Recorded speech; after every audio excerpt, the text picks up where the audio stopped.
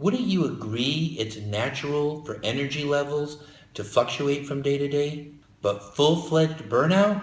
Now that can affect your happiness and it can affect your career. So in this video, we're going to discuss 3 types of burnout: coping with overload, coping with boredom, and coping with just being worn out.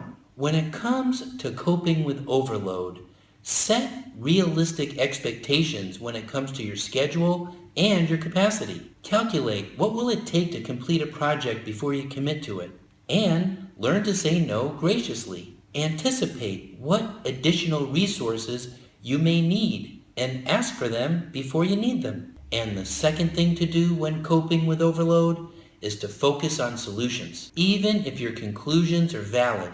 Chronic complaining may darken your mood and even drive people away. So propose constructive alternatives when faced with a challenging situation. And the third thing you should do when coping with overload is to review your accomplishments. Make a list of your significant victories and their importance. Relive the time you negotiated that great deal or hired that top-performing sales rep. And the fourth thing you should do when coping with overload is to work on your personal life.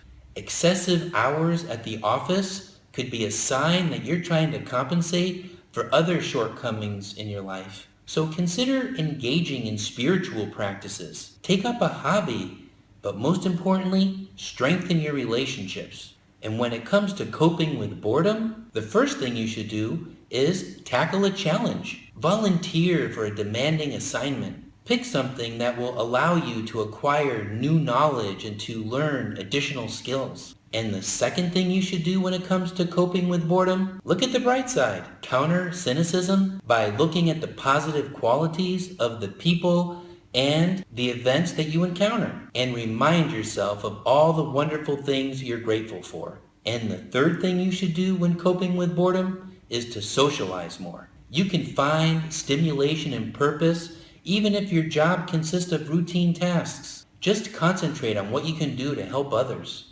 Brighten your supervisor's day by delivering a sincere compliment, or please a customer by being more attentive to their needs. And the fourth thing you should do when it comes to coping with boredom is to communicate directly. Train yourself to address conflicts head on, and be tactful when you say what's on your mind. And when it comes to coping with being worn out, the first thing you should do is plan ahead. Take the long view when you're starting a project. Picture the typical obstacles that you're probably going to face along the way, and be prepared to address them. And very importantly, figure out who you can contact for expert advice. And the second thing you should do when coping with being worn out, develop relaxation techniques. Stress, it's part of most jobs, so rely on methods that dissolve tension for you. Listen to music, go take your dog for a walk, or sign up for a yoga class. And the third thing you should do when coping with being worn out,